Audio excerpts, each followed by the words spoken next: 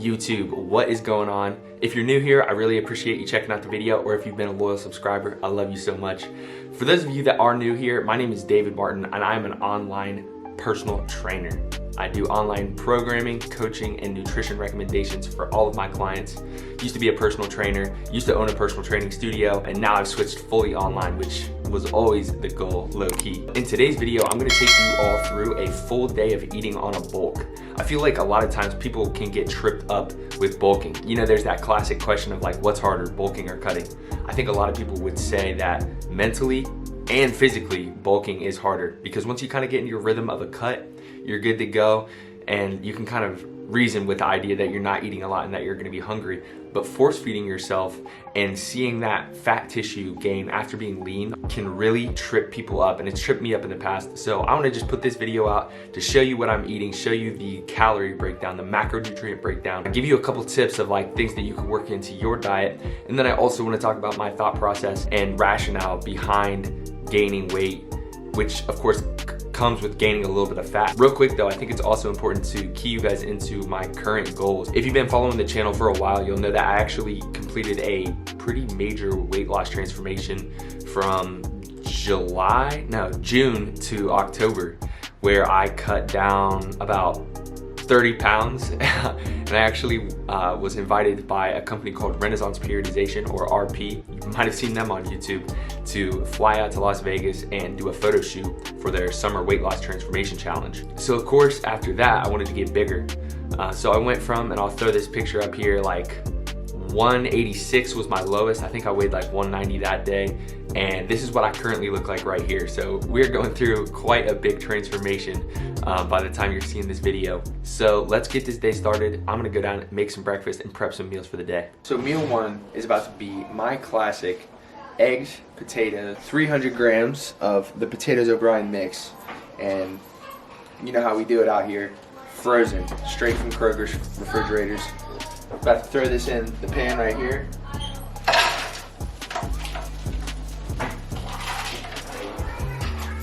These usually take about like 20 minutes to cook from frozen on like a medium heat. You definitely don't want to heat them too much, or what I found is that they just get like soggy and not crispy, not good at all. So while I'm doing that, I get all my other meals ready for the day.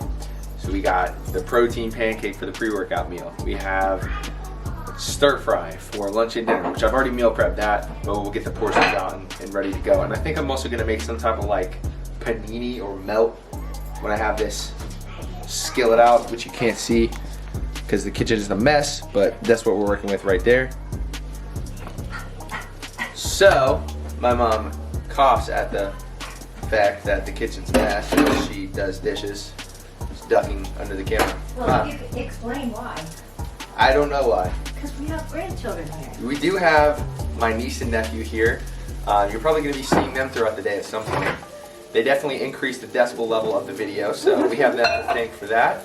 And maybe I'll give them some of my food to try to see what they think. I'm going to get to cooking and prepping these meals. Might do like a little time overlay, time lapse, so you can see my process. Alright guys, so our first order of business is to get these eggs cracked and ready to go in with the potatoes. I like cracking and cooking them together.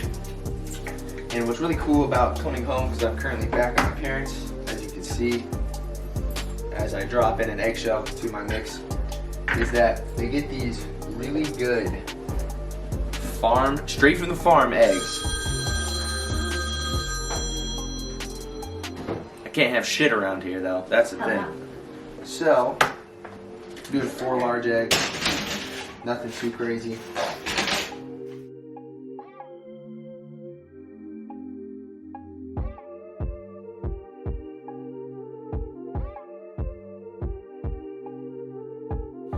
My next order of business is getting that pre-workout pancake ready. So, over here, my absolute favorite Birch Bender's pancake mix. And I actually just got a new whey protein that I'm gonna mix in with these pancakes just to see how it goes. It is the Granite Salted Caramel protein powder, so I'm excited to see how this pans out. I'll show you my process of making these. Pretty simple, but why not for the video?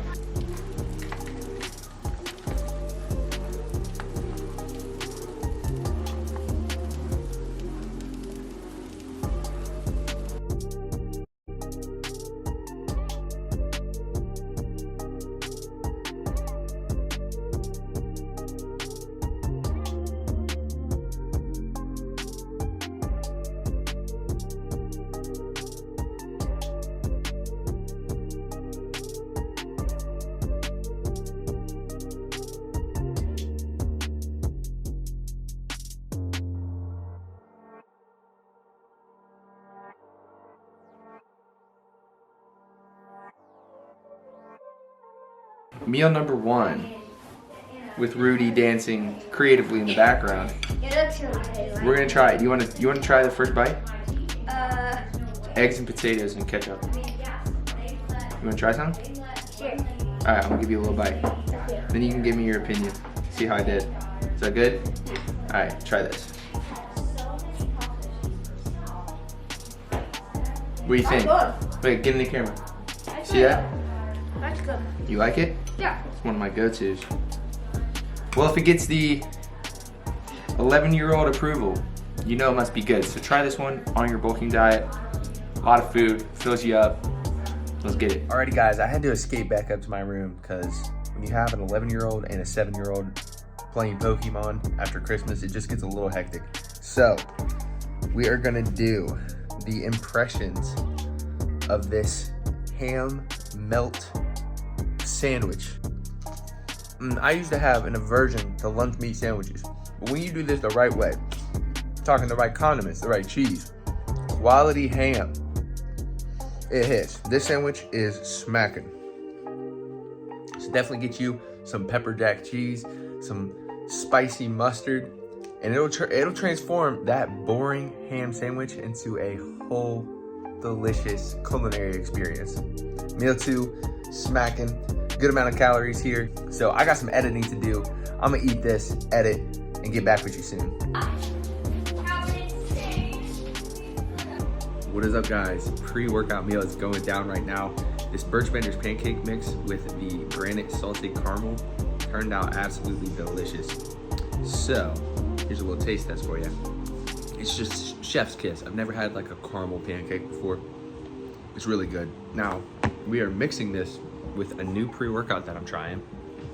There's my nephew. Say what's up to the camera. Hi. I'm trying this new Sebum Favage pre-workout. This is like the Chris secret stuff, kind of spoofing the, what's that movie called? Space Jam. Did you ever watch Space Jam?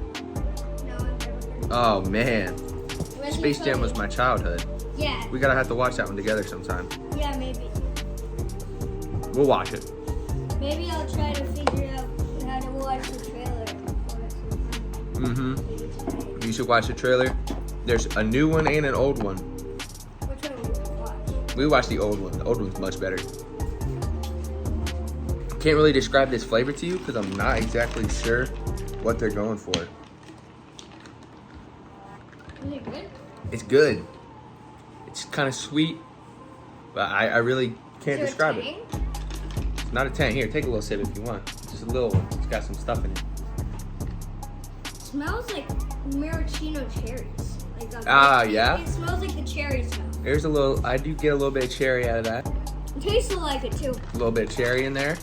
Some Yeah. other stuff too, Like, maybe? it tastes like the cherries that you like people put in like drinks. Yeah. It tastes like the sauce that's in the like they put. Right. It tastes a lot like that. What do you know about cherry sauce in drinks, huh? Yeah, I really like them. The cherries taste really good. Also, I just like cherries in general. Alrighty guys, about to get this push day underway. As you can see, nature has kind of reclaimed the gym. If you've been following for a while, you know what the gym used to look like back in the day. How it looks like now is what it kind of used to look like once again, right? We got my dad's snowplow John Deere. We have a love seat and the workbench back in its natural state. So we're about to get this push day underway, though. We have some shoulders to start it off with. I start off shoulders on my second push day. Then we're gonna get into some dips, some chest work, some tricep work. And I think I wanna throw in a little bit of extra bicep work because I'm trying to get these guns in 2023, if you feel me. So, let's get to it.